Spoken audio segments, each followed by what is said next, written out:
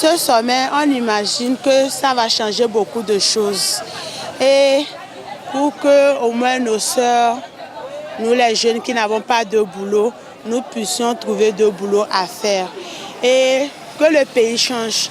Nous remercions beaucoup le président parce qu'il fait beaucoup de choses. Mais nous, notre doléance est que s'ils peuvent construire un appartement pour nos sœurs et frères qui n'ont pas de boulot, nous les remercions beaucoup pour tout ce qu'ils nous font. Donc le sommet de Lomé est un objectif essentiel. D'abord, il faut rappeler que la décision de ce sommet a été prise lors de la 23e session de la conférence des chefs d'État et de gouvernement de l'Union africaine qui avait eu lieu à Malabo. On est conscient de la richesse qu'engorgent nos mers et océans et on a tout intérêt à protéger nos mers. Donc en ce sens, nous savons que la pollution marine, elle est assez,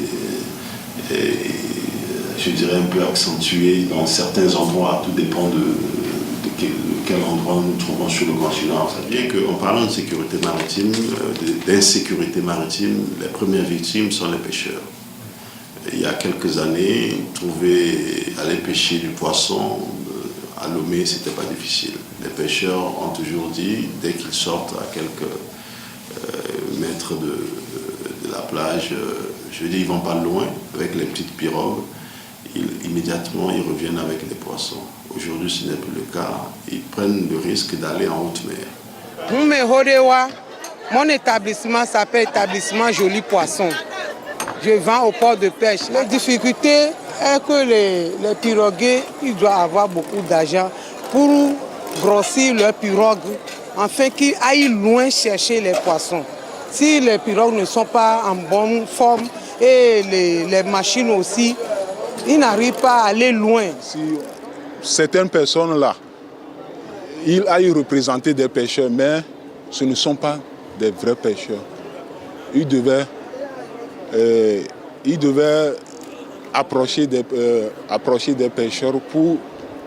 Normalement, ce sont des pêcheurs qui doivent donner leur problème.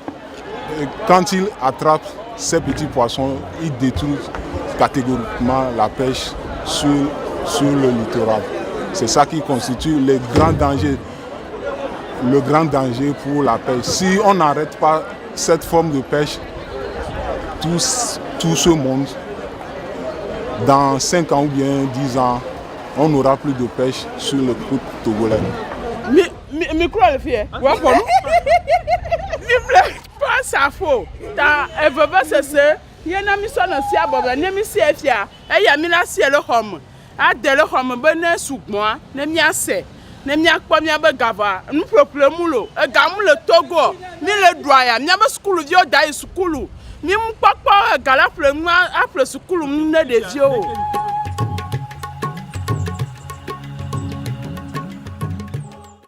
Aujourd'hui, nous sommes avec des patrouilleurs de haute mer. Ça veut dire que demain, avec l'ampleur et les enjeux que nous traversons aujourd'hui, surtout la piraterie, nous sommes obligés d'aller aussi être au diapason de nos pirates. Si nous ne nous mettons pas à leur niveau, peut-être même plus, ils seront toujours au-dessus de nous.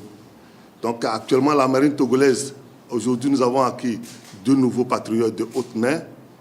Nous avons 4 unités navales qui sont actuellement en activité. La dernière action de pirates que nous avons eue dans nos eaux, c'était en juillet 2013. Et c'était un des pirates d'origine philippine, dont ils étaient au moment quand on a arrêté, qu'on a envoyé dans les prisons togolaises. Bon, et depuis 2013, avec les efforts que le pays a fait, aujourd'hui, il n'y a plus d'actes de piraterie dans nos eaux. Capitaine de corvette, Tena Koku. Je suis l'officier des opérations de la base marine.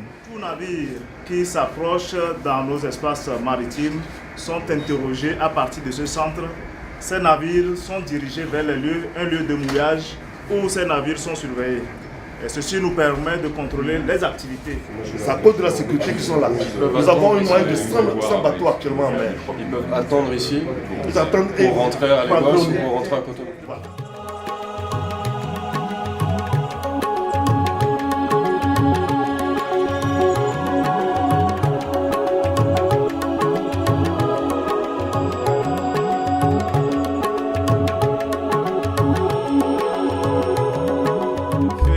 2014, nous avions 9 millions quelques de tonnes de manipulés pour l'ensemble des marchandises qui ont transité par le port autonome de Lomé. En 2015, nous sommes passés à 15 400 000 tonnes à peu près. Effectivement, le port autonome de Lomé est un port en eau profonde.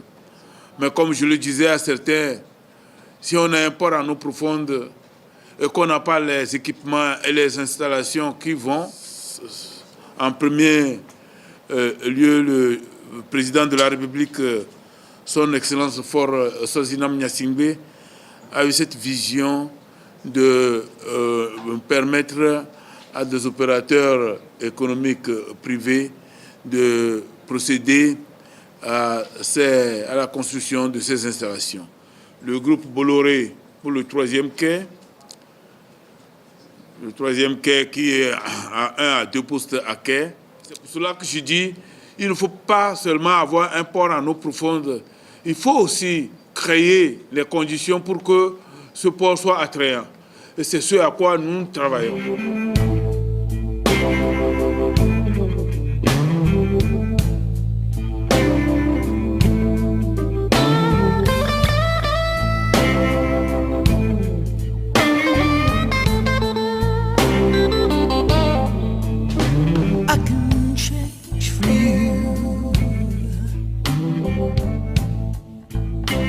I could do all those things you want me to.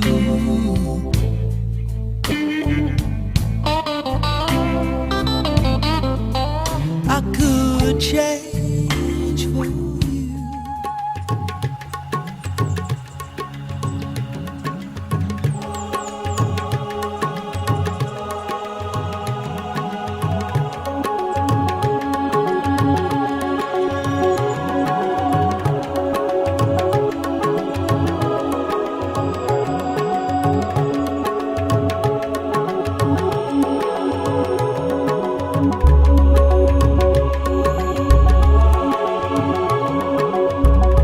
Un des gros enjeux de l'après-sommet, c'est comment on fait pour s'assurer que ce ne soit pas une charte de plus, que ce soit une charte appliquée, une charte effective. Et le chef de l'État a veillé à ce que dans le contenu même de la charte, l'Union africaine a accepté que l'on y fasse figurer un comité de suivi, une structure qui est chargée de s'assurer que la charte sera effectivement appliquée.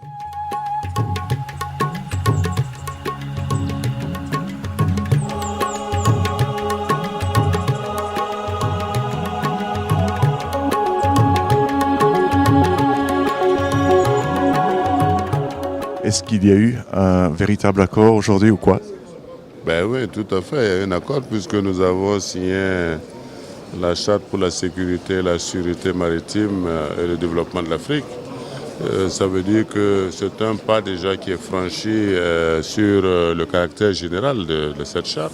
Non, tout le monde a signé, évidemment, et il y aura certainement des textes additifs à adjoindre qui feront l'objet de discussions en commission, étant entendu que pour des pays qui sont comme le Burkina Faso, le Tchad, le Niger, le Mali, nous sommes des pays enclavés.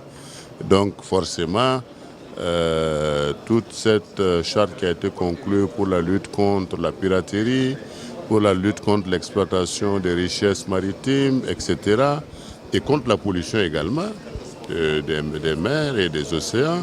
Ça veut dire que l'accord général n'est pas encore conclu, il reste seulement à conclure, ou est-ce qu'il y a eu un pré-accord ou est-ce qu'il y a eu... C'est déjà conclu, l'accord est conclu, la charte est signée, il n'y a pas à revenir là-dessus.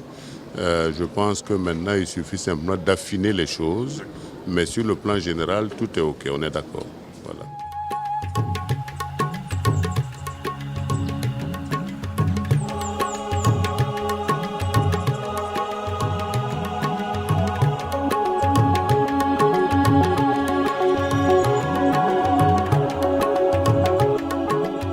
Et nous espérons que tous les pays africains vont signer rapidement la charte pour qu'elle puisse être mise en application. Nous félicitons encore le président Faure Yadema pour vraiment cette grande victoire pour l'Afrique. Merci beaucoup.